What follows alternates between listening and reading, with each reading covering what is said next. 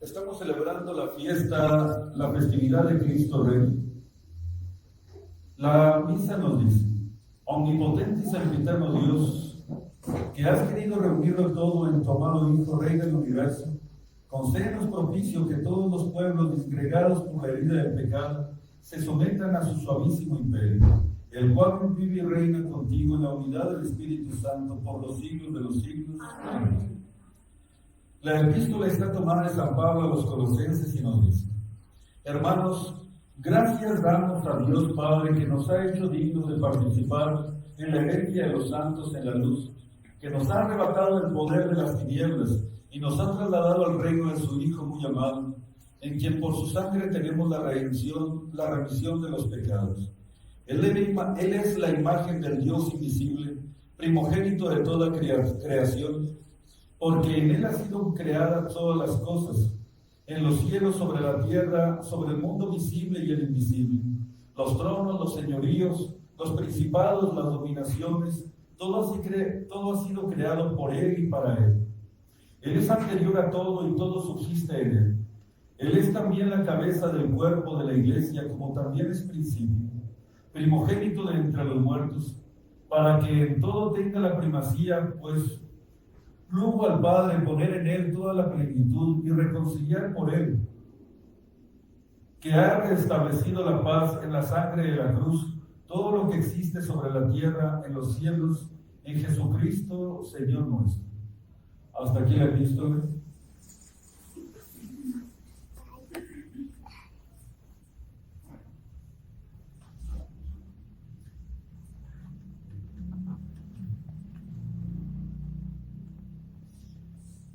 En esta fiesta de Cristo Rey, queridos fieles, el Evangelio es tomado de San Juan y nos dice: en aquel tiempo dijo Pilatos a Jesús: ¿tú eres el rey de los judíos, o te lo han? Y respondió Jesús: ¿tú lo dices o te lo han dicho otros de mí? Replicó Pilatos: pues ¿qué? ¿Acaso soy yo judío? Los de tu nación y los pontífices te han entregado a mí. ¿Qué es lo que has hecho?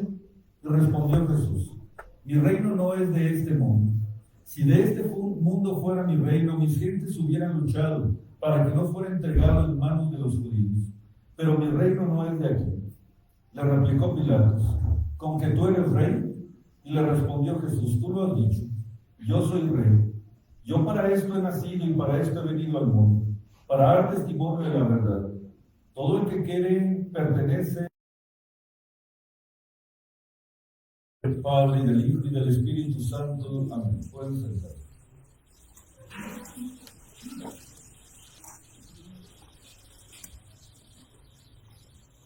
Por primera vez, después de esta pandemia, si así se le puede llamar, queridos fieles, hemos salido a las calles con el Santísimo Sacramento, con Jesucristo nuestro Señor. En primer lugar, a dar testimonio de nuestra fe públicamente, porque la fe no se debe de circunscribir solamente sobre los muros de los templos, ni sobre dentro de los hogares, sino que nuestra fe debe de expresarse de una manera pública para que verdaderamente ilumine a toda persona que viene a este mundo. La fe no puede ser encerrada, como le contestó a aquella santa, a aquel tirano que la iba a matar, que renegara de Jesucristo y se burlaba de él, diciendo a aquel comunista que algún día Jesucristo estaría solamente encerrado en los museos, como algo del pasado, como algo que ya fue y que ya no existe. Y sin embargo le dijo él: el día en que puedas tú encerrar a los vientos y encerrar el amor, entonces podrás encerrar a Jesucristo, Señor mío, a Jesucristo mi Señor. Y es verdad, porque el Espíritu sopla donde Él quiere y hacia donde Él quiere, y así el Evangelio va de las maneras menos sospechadas que nosotros nos podemos imaginar. Algunas veces la fe entra en los hogares por medio de una sonrisa, a veces por medio de un dolor, a veces por un predicador y a veces por un amigo. A veces puede entrar por medio de la desgracia y a veces entra por medio de la dicha. Así es la fe. Se va a ir trasladando por todo el mundo conforme Dios nuestro Señor quiera que se escuche, porque en toda la tierra se ha escuchado el sonido de su voz, y en todos los confines de la tierra también se han escuchado sus sonidos. Y así es como nosotros hemos salido de estos muros benditos de la iglesia para proclamar nuestra fe católica a un mundo que ahorita ya no cree, a un mundo que ha caído en la apostasía. Ya su santidad Pío XI en 1929 lo estaba viendo, que el mundo estaba conculcando a Dios, que el mundo estaba apartándose de sus preceptos. Y lanzando aquel grito que lanzaron un día los judíos, como nos lo narra San Lucas en el capítulo 19, que decía: no queremos que Él reine sobre nosotros. Pueblo maldito que se echó sobre sí la maldición y sobre sí la desgracia. No sabían lo que estaba pidiendo, no sabían lo que estaban pidiendo y no sabían las consecuencias de esa frase tan dolorosa como tan pagana. Ante esa frase, el cristianismo, proclamado en primer lugar por el apóstol de las gentes, San Pablo, grita a los romanos: oporte tilum regnare, que significa: es necesario que Él reine aquí en la tierra. Y por eso su santidad, en la epístola Quas Primas, establece en toda la iglesia, en todo el universo, la festividad de Cristo Rey en el último domingo de octubre, cuando estamos celebrando también el domingo 23 y penúltimo después de Pentecostés. Estamos a punto de que se acabe el año eclesiástico.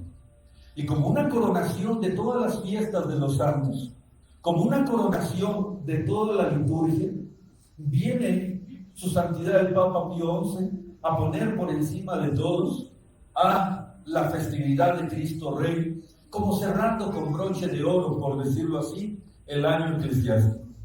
Así es que, queridos fieles, es necesario que Él reine. Y es por eso que el día de hoy nosotros nos reunimos para poder cantarle a Cristo como Rey, no solo del mundo, no solamente de nuestra patria, no solo de nuestro hogar, sino también de nuestra alma. Él tiene que reinar. Jesucristo es Rey, Él mismo lo dijo delante de Pilatos. ¿Con que tú eres Rey?, le preguntan, y le dijo: yo soy Rey.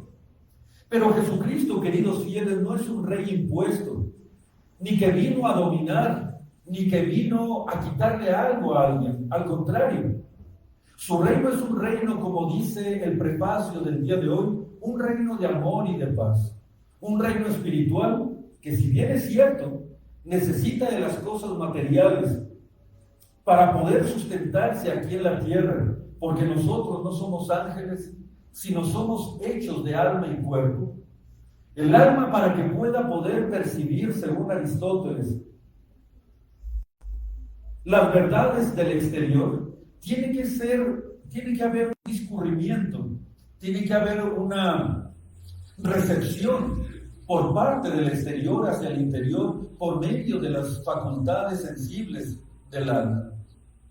El alma, mientras esté aquí en la tierra, necesita de los sentidos para poder percibir la exterioridad. Así, de la misma manera, nosotros, siendo ángeles, que ya tuviéramos nosotros ciencia infusa e intuición, nosotros no la tenemos. El alma necesita forzosamente de los órganos y de los sentidos para poder manejarse aquí en la tierra. La fe entra por medio de los oídos, y los oídos lo perciben por medio del predicador, y el predicador va a predicar por todos los confines de la tierra por medio del mandato de nuestro Señor Jesucristo. Ite misa es, he aquí, váyanse, que yo los envío para predicar el evangelio a toda criatura. Así es que, aunque el reino de nuestro Señor Jesucristo, al cual pertenecemos, que es un reino espiritual, que su finalidad y su objetivo son la salvación del alma y dirigidos hacia el alma, aún así necesita como medios, por ser nosotros y por estar encerrados en este cuerpo, que algún día tendrá que soltar al alma para que se vaya con Dios al cielo. Necesita de los sentidos, necesitamos de las cosas exteriores, pero no deja de ser su objetivo y su finalidad, el reino de Jesucristo, un objetivo y finalidad espiritual. No viene a quitarle a nadie, dice la Cordarena.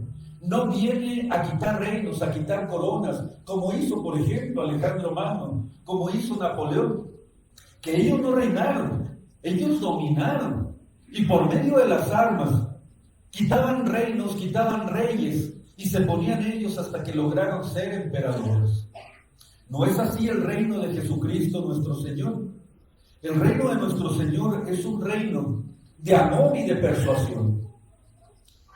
Una vez que yo esté levantado, dijo nuestro Señor, en la cruz se refería, atraeré a todos hacia mí. Y toda la vida de nuestro Señor Jesucristo fue una conquista, es verdad, del mundo y conquista de nuestras almas. Pero no fue una conquista por medio de las armas, sino por medio de la verdad y por medio de la persuasión de cuánto nos amaba, para que nuestras almas se rindieran ante Él, como lo estamos haciendo nosotros el día de hoy. El mismo su santidad Pío XI dice que el reino de nuestro Señor Jesucristo, para poder pertenecer a Él, tenemos que prepararnos por medio de la penitencia, por medio de la fe. Es como entramos a este reino, y del bautismo, que aunque es un signo exterior, produce efectos dentro del alma, como todos los rituales, como todos los sacramentos de la Santa Iglesia Católica. Así es que, queridos fieles, mil felicitaciones a ustedes por haber terminado con éxito y haber hecho con mucha devoción este santo jubileo de las 40 horas de nuestro Señor Jesucristo sacramentado, en la cual no faltó una sola familia de esta parroquia viniendo a rendirse ante Dios nuestro Señor. Porque el mismo Lacordaire dice que mientras un pueblo no reconozca aún en sus leyes, aún en el exterior, a Jesucristo como Rey universal, no va a poder lograr los objetivos que se propone como nación.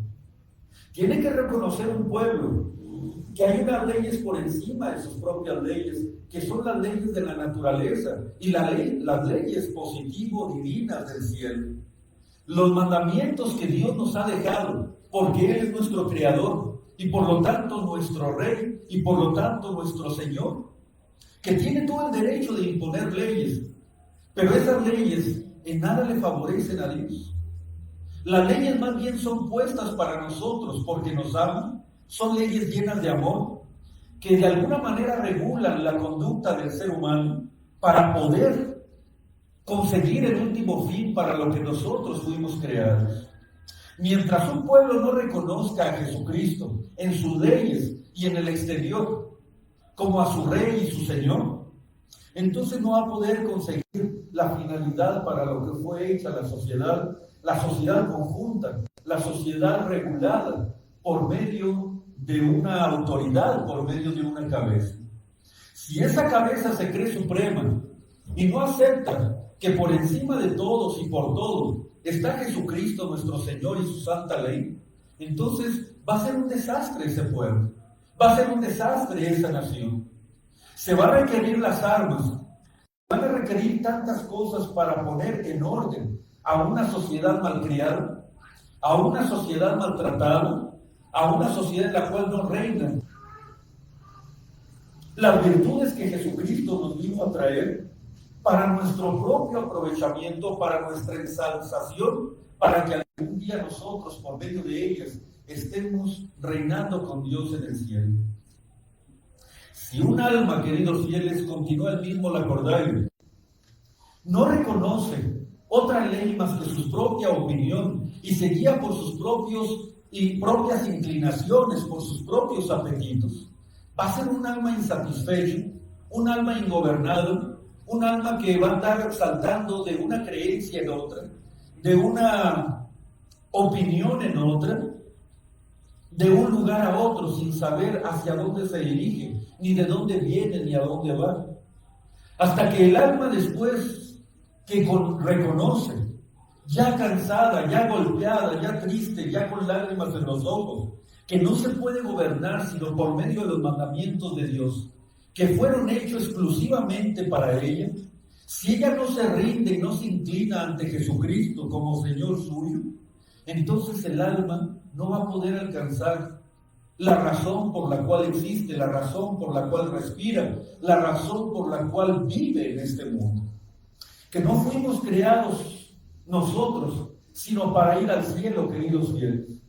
Y para poder entrar en el cielo, el único camino que existe es Cristo. Es Jesucristo Rey, porque Él es el camino, la verdad y la vida. Si Él es el camino, no hay otro camino por el cual nosotros podamos entrar en el cielo. Hasta que el alma, ya cansada de pelear, ya cansada en su egoísmo, ya cansada en su propia opinión, se deja guiar y se deja llevar por Jesucristo, por su santa ley y mandamientos, entonces es un alma feliz, es un alma segura, es un alma que camina y que no camina, más bien corre en el camino de la santidad y de la perfección. Pero mientras no siga y no se guíe por los mandamientos de Dios y por su santa ley, es un alma errática, es un alma insatisfecha, es un alma no completa, es un alma superficial que no va a poder alcanzar la meta del último fin para lo que fue creado. Así es que ese es el reino que Cristo vino a establecer. Y por eso la iglesia, voz de Dios, proclamó esta fiesta, aún en estos tiempos de descarada impiedad, en los cuales parece que la causa de Cristo parece comprometida, en la cual estamos a punto de que digamos nosotros, ¿acaso existe la verdadera fe? Porque pocos obispos existen verdaderamente católicos, pocas capillas, pocos sacerdotes, pocos fieles verdaderamente católicos. Y aún entre los que nos decimos nosotros católicos, apostólicos y romanos, hay tantos errores, tantas envidias, tantas situaciones que tienen que ser saldadas. Pero insisto, mientras un pueblo, mientras una comunidad religiosa o civil, mientras un obispo o un sacerdote, mientras un laico, mientras un alma se estén guiando por su propio parecer y no por la ley, por la doctrina de Cristo, mientras un alma, un pueblo, una comunidad religiosa, un obispo, un sacerdote, un clérigo, un fiel, se guíen por su propia opinión, con opiniones particulares y no con la doctrina oficial de la Santa Iglesia Católica, guiándose por sus mandamientos también y también por las virtudes que ella enseña e inculca a los fieles, de nada va a servir. Podrá ser una comunidad grandiosa, y al decir grandiosa me refiero nada más al número de sacerdotes, de fieles, de parroquias, de capillas que tengan. Pero si se guían solamente por su propia opinión, no dejará de ser una institución puramente humana. Porque la iglesia de Cristo es jerárquica. Y Jesucristo es el rey de ella, la cabeza de ella. Y por lo tanto Él es el que rige a la iglesia a los destinos a los cuales ella va caminando hacia el futuro.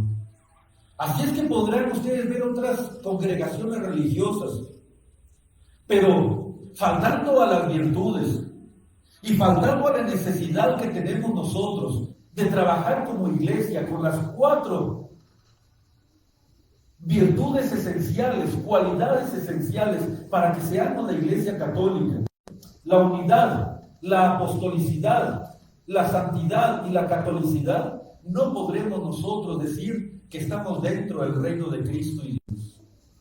Y lo mismo pasa con un alma. Si un alma se guía por lo que ella cree, por lo que ella opina, y no por la doctrina oficial de la Santa Iglesia Católica, plasmada por el magisterio de los papas legítimos, los cuales han dejado tras de sí dogmas que debemos nosotros de creer, dogmas que debemos nosotros de aceptar y de no manipular y de no modificar.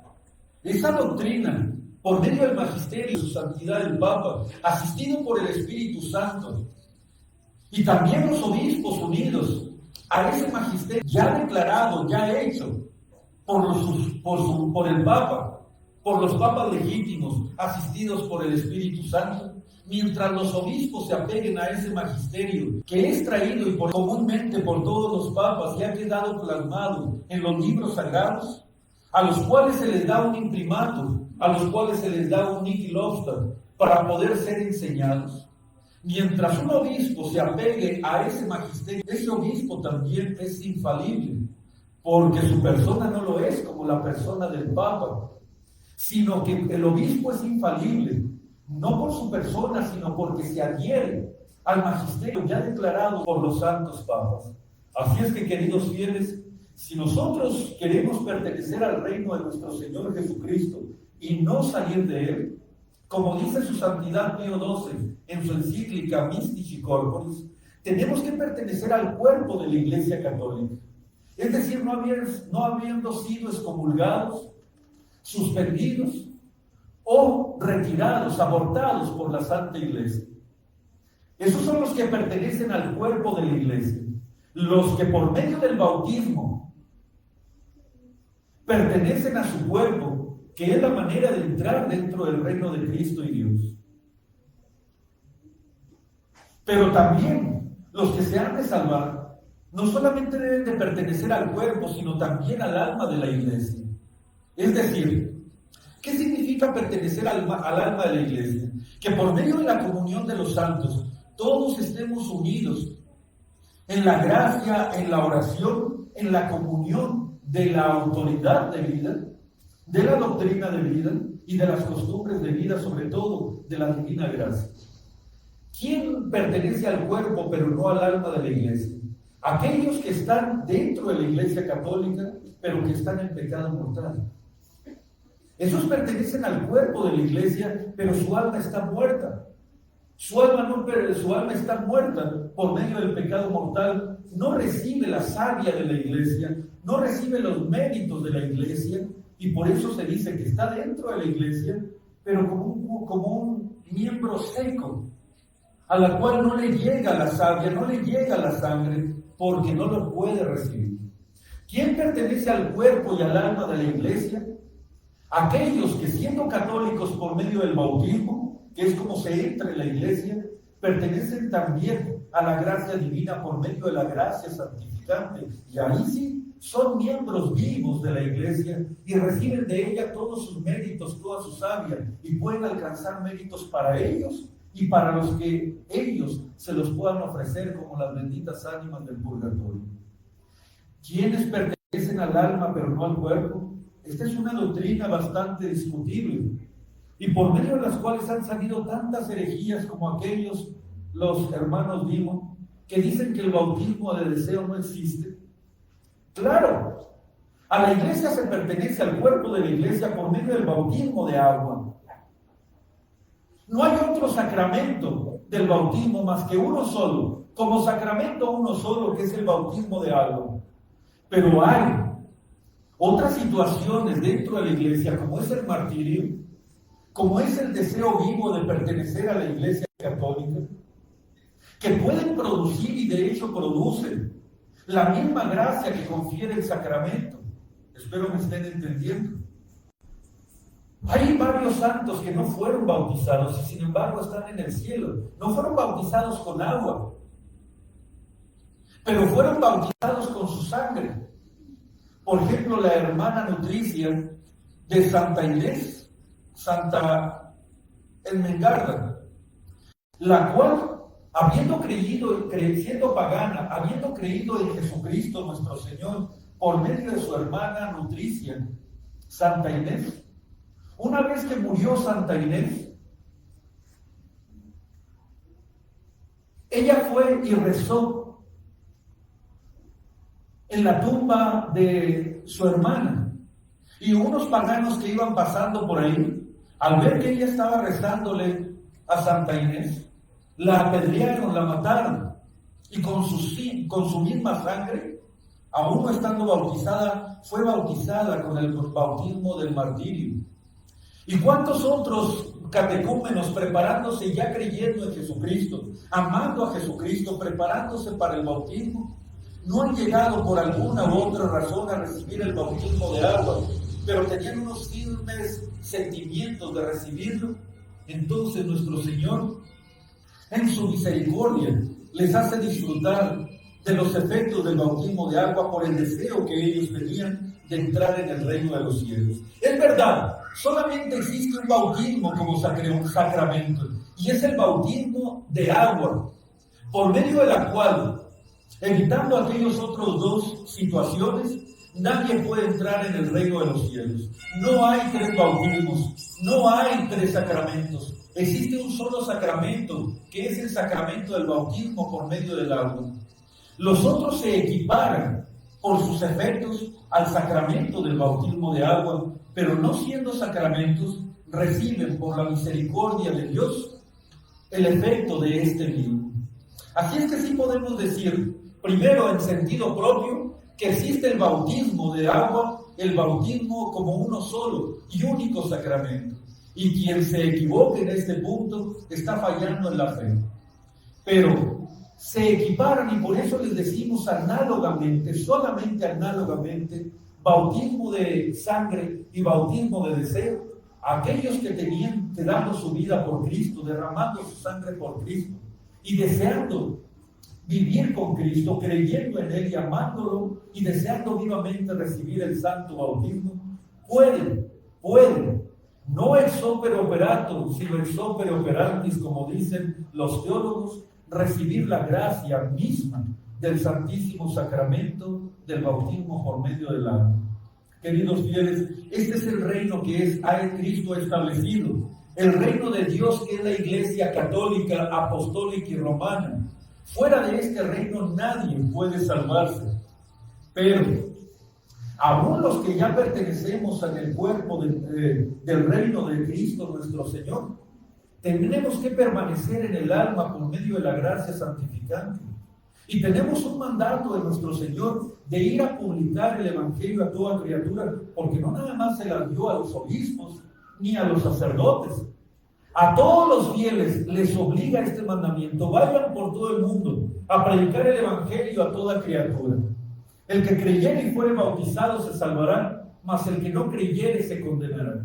Entonces, queridos fieles, cada vez que el sacerdote les dice ite missa est, no significa váyanse, la misa se ha terminado. Significa váyanse, que yo los envío. ¿Y a dónde los envío? A predicar su fe. En primer lugar a sus parientes. En tercer lugar a cualquier criatura, a cualquier raza y en cualquier momento que ustedes estén dispuestos a llevarles la verdadera fe y la salvación a las personas que se topen, porque cada salvado, cada persona que se salve es más gloria para Dios y más derrota para el demonio. Así es que ite missa est, vayan a predicar el Evangelio, así como lo predican los sacerdotes desde el púlpito. Ustedes vayan y predíquenlo por medio de su conducta y por medio de su palabra a todas las personas que tengan necesidad, y todos tenemos necesidad de Dios. En el nombre del Padre, del Hijo y del Espíritu Santo. Amén.